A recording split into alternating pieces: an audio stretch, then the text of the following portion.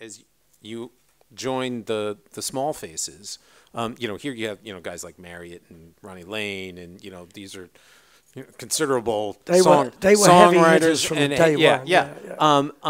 How did you find your way with them? Well, actually, that was different again because Steve so much wanted a Hammond player in his band. He wanted a Hammond organ, and he loved Booker T, and I was Booker T to him, to his Steve Cropper. And Kenny was Al Jackson, and Ronnie was Duck Dunn. That was we loved them. We loved the Muddy Waters band, you know. So I was Otis Spann to his Muddy Waters. You know what I mean? Sure. That's the way we thought of it. Not that we were that good, but we. Steve was an incredible rhythm guitarist, and he could hit a chord so big, you could just like let that go and then play something in between and come back. You know, let him have the space. It's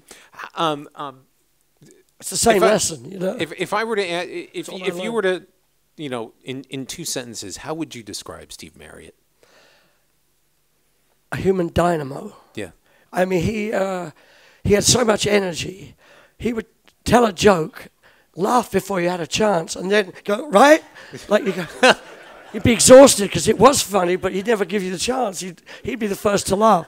He was a brilliant, intense, live wire of a guy. And when he sang, man, he was incredible. Yeah.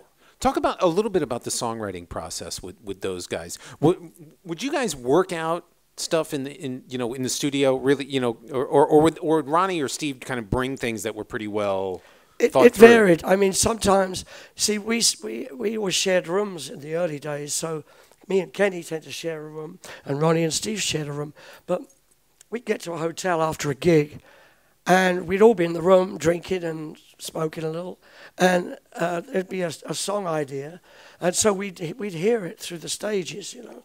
Once the song got to the studio, there's no time to think. You're just playing it. You only got, you know, an hour maybe to cut a single. That was it. Yeah.